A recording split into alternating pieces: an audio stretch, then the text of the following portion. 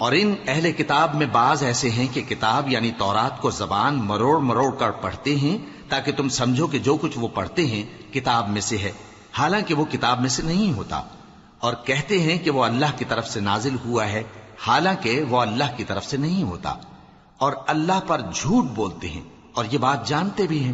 کسی آدمی کو شایع نہیں کہ اللہ اسے کتاب اور حکومت اور نبوت عطا فرمائے، پھر وہ لوگوں سے کہے کہ اللہ کو چھوڑ کر میرے بندے ہو جاؤ، بلکہ اس کو یہ کہنا چاہیے کہ اے اہل کتاب تم ربانی ہو جاؤ، کیونکہ تم کتاب کی تعلیم بھی دیتے ہو اور کیونکہ پڑھتے پڑھاتے رہتے ہو۔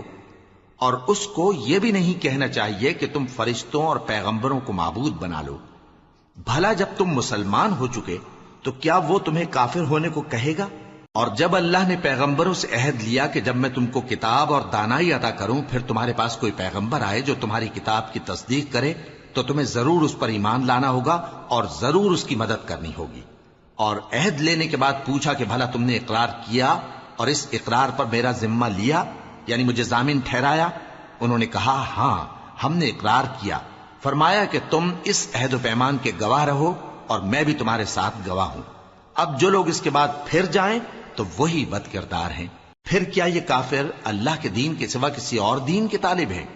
حالانکہ سب اہل آسمان و زمین خوشی یا ناخوشی سے اللہ کے فرما بردار ہیں اور اسی کی طرف لوٹ کر جانے والے ہیں۔ کہو کہ ہم اللہ پر ایمان لائے اور جو کتاب ہم پر نازل ہوئی اور جو صحیفے ابراہیم اور اسماعیل اور اسحاق اور یعقوب اور ان کی اولاد پر اترے، اور جو کتابیں موسیٰ اور عیسیٰ اور دوسرے انبیاء کو پروردگار کی طرف سے ملیں، سب پر ایمان لائے۔ ہم ان پیغمبروں میں سے کسی میں کچھ فرق نہیں کرتے، اور ہم اسی اللہ کے فرما بردار ہیں۔ اور جو شخص اسلام کے سوا کسی اور دین کا طالب ہوگا وہ اس سے ہرگز قبول نہیں کیا جائے گا، اور ایسا شخص آخرت میں نقصان اٹھانے والوں میں ہوگا۔ اللہ ایسے لوگوں کو کیوں کر ہدایت دے جو ایمان لانے کے بعد کافر ہو گئے اور پہلے اس بات کی گواہی دے چکے کہ یہ پیغمبر برحق ہے اور ان کے پاس دلائل بھی آ گئے، اور اللہ بے انصافوں کو ہدایت نہیں دیتا۔ ان لوگوں کی سزا یہ ہے کہ ان پر اللہ کی اور فرشتوں کی اور انسانوں کی سب کی لعنت ہے، ہمیشہ اس لعنت میں گرفتار رہیں گے۔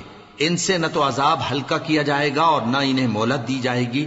ہاں جنہوں نے اس کے بعد توبہ کی اور اپنی حالت درست کر لی تو اللہ بخشنے والا مہربان ہے۔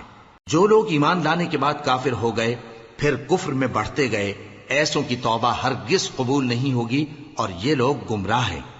جو لوگ کافر ہوئے اور کفر ہی کی حالت میں مر گئے، وہ اگر نجات حاصل کرنی چاہیں اور بدلے میں زمین بھر سونا دیں تو ہرگز قبول نہیں کیا جائے گا۔ ان لوگوں کو دکھ دینے والا عذاب ہوگا اور ان کا کوئی مددگار نہیں ہوگا۔